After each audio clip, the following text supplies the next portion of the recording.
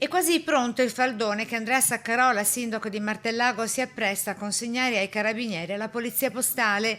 Nel dossier sarebbero raccolti nomi, cognomi e commenti delle centinaia di utenti che sui social hanno rivolto insulti volgari e offensivi a una coppia di sposi unita in matrimonio lo scorso fine settimana.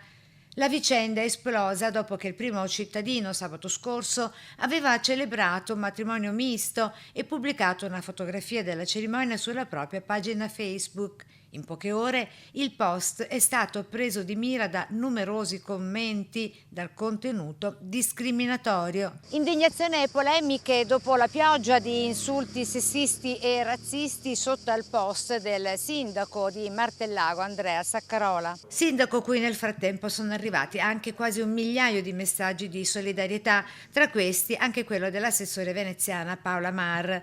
Tutti, di fronte alla raffica di quelle offensive rivolte agli sposi, hanno espresso ferma condanna per quanto accaduto, sostenendo il sindaco nel segnalare alle autorità competenti gli autori dei contenuti ritenuti più gravi. Nella nostra comunità non c'è spazio per l'odio, il razzismo e ogni forma di discriminazione, ha ribadito il sindaco, deciso ad andare fino in fondo per tutelare la dignità della coppia e affermare i valori del rispetto e dell'inclusione. Nei prossimi giorni il materiale raccolto sarà trasmesso agli investigatori che valuteranno eventuali responsabilità e possibili profili di rilevanza penale dei commenti pubblicati online.